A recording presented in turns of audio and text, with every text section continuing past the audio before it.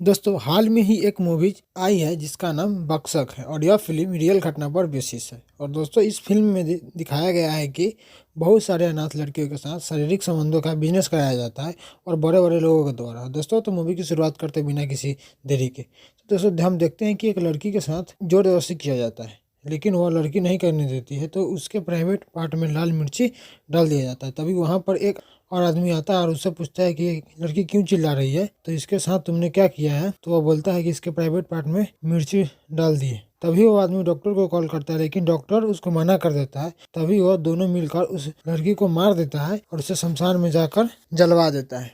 तभी हम अगले सीन में देखते हैं कि वैशाली को गुप्ता जी का कॉल आता है और गुप्ता जी फ्लाईओवर के नीचे मिलने के लिए बुलाते हैं। जो गुप्ता जी एक खबरी है जो वैशाली को एक रिपोर्ट देते हैं और वैशाली को गुप्ता जी बताते हैं कि पिछले साल सर्वे हुआ था जिसमें से चाइल्ड सेंटर से बहुत सारे अनाथ लड़की गायब हुए और उसके साथ दुर्व्यवहार किया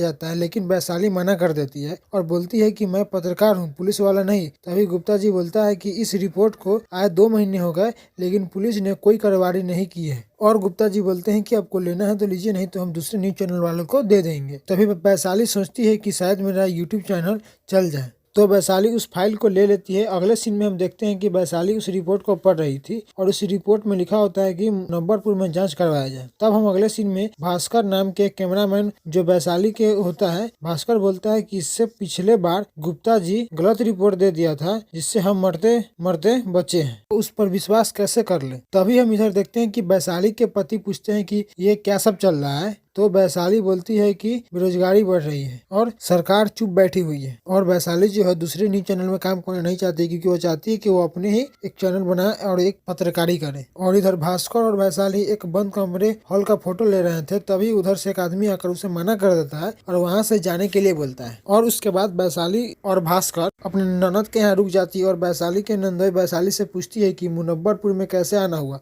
तो वैशाली बोलती है कि एक आदमी से मिलने आए हैं।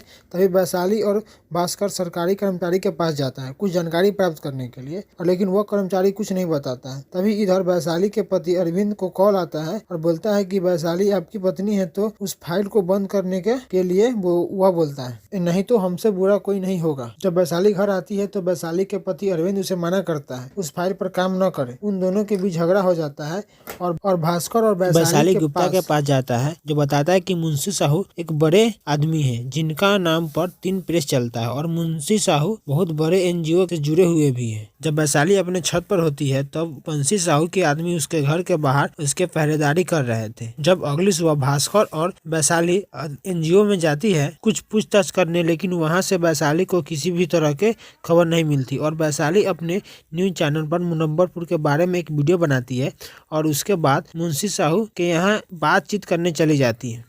और मुंशी साहू बोलता है कि आपकी पति का नाम अरविंद बाबू है जो एक डाकघर में काम करते हैं और बोलता है कि आप तो मेरे पीछे ही पड़ गए।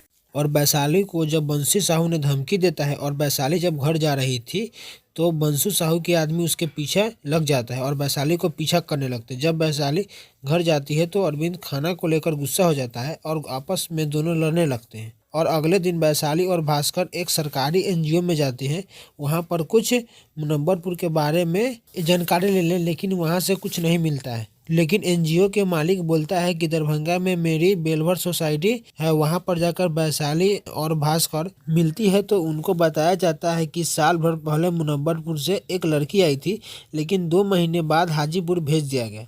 तब हम अगले सीन में देखते हैं कि वैशाली और भास्कर जी फिर एक एनजीओ में जाती है और वहां पर बालक गृह सुधा एनजीओ में सुधा नाम की एक लड़की रहती थी जो मुजफ्फरपुर के एनजीओ में पहले खाना बनाया करती थी। तो सुधा मुजफ्फर के बारे में जानती थी और सुधा मुजफ्फरपुर के बारे में नहीं बताना चाहती थी, लेकिन सुधा बोलती है कि एक ही शर्त पर बताएंगे कि इसमें मेरा नाम नहीं आना चाहिए। सुधा बताती है कि दिसंबर 2016 में हम बालिका गृह में गए थे और वह बताती है कि पापा हमारे नौकरी वहाँ पे लगाए थे। हम सबसे पहले सोनू से मिलते थे, जो वहाँ का काम करने वाला सबसे पहला इंसान वही था। लेकिन सुधा जब आधी रात को नींद खुलता है तो वह देखती है कि बड़ी दी पूरी तरह से कपड़े में खुली हुई थी और छोटी लड़कियों के साथ घिनौनी हरकत कर रही थी। उसके बाद इधर सोनू बहुत सारी लड़कियों को ले जा रहा था और वहीं पर एक लड़की बताती है कि सुधा दीदी आप यहाँ जल्दी से जल्दी चले जाना यहाँ से, नहीं तो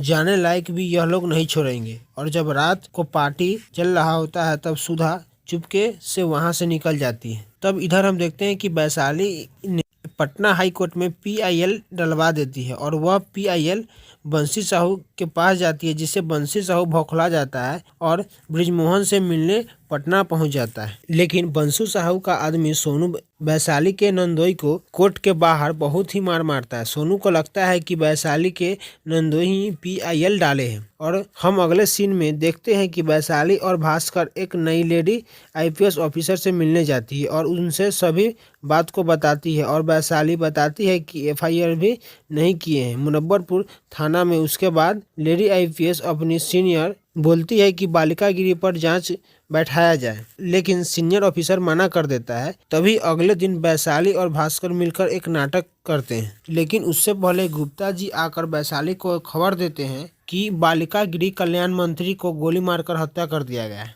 और इधर बंसी साहू को ब्रिजमोहन का कॉल आता है और बोलता है कि उनका एक आदमी वैशाली को सब बक दिया है और सरकारी गवाह बन गया है और बंसी साहू उस आदमी को बहुत मारता है। तभी हम इधर देखते हैं कि वैशाली एक न्यूज बनाती है जिसमें वो बताती है कि एक ईमानदार बालिका गृह कल्याण अधिकारी को गोली मारकर हत्या कर दी गई है, क्योंकि यह एक ईमानदार इंसान था, लेकिन मारने को अभी तक किसी ने गिरफ्तार नहीं किया है। उस न्यूज को देखकर मंत्री और बंसी साहू का होश उड़ जाता है। वैशाली को लेडी IPS ऑफिसर को कॉल आता है और बोलती है कि FIR हो गया है और ऑफिशियल ऑर्डर की आने की आवश्यकता है और उन्हें सबूत चाहिए था। तो वैशाली ने सुधा को अपने फेस मास्क लगाकर सब सही बात एक वीडियो में रिकॉर्ड कर दी और पुलिस को वायरल कर दिया गया और उस वीडियो को प्रेस में भेज दिया गया और वह वीडियो वायरल हो गया, जिससे उस बालिका गृह कल्याण पर रेड डाला गया, जिससे बंसी साहू और उस सभी आदमी को पकड़ा गया और मंत्री बच गए।